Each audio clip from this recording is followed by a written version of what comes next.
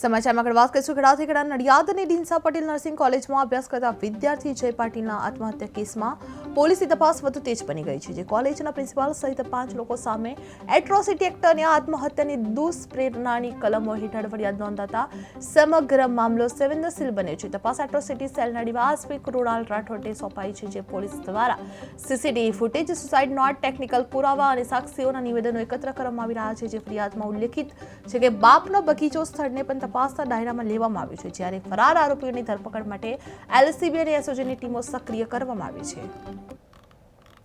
જેનો પરિચય અને સુસાઇડની જે ઘટના બની હતી એમાં અત્યાર સુધી કાર્યવાહી ક્યાં પહોંચી, આપણે કેટલી કાર્યવાહી કરી શું કહેશો?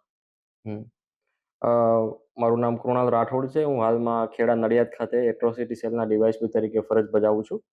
અને વિગતે જણાવવાનું કે તારીખ 1 ફેબ્રુઆરીના રોજ જય પાટીલ ઉંમર વર્ષ 20 નાઓએ મંજીપુરા ખાતે જે રહે છે એમને સુસાઇડ કરેલું. અને ત્યારબાદ એમ ફરિયાદી પક્ષ તરફથી એવી ફરિયાદ આપવામાં આવી છે કે તે જે કોલેજમાં ભણે છે ડીંસા પટેલ નર્સિંગ કોલેજ, એમના કોલેજના અમુક પ્રોફેસરો અને કોલેજના પ્રિન્સિપાલ દ્વારા એમની કોઈ પજવણી કરવામાં આવેલી હતી. એમને થોડા પરેશાન કરવામાં આવેલા હતા અને ત્યારબાદ સુસાઇડ નોટ લખીને એમને આત્મહત્યા કરેલી છે.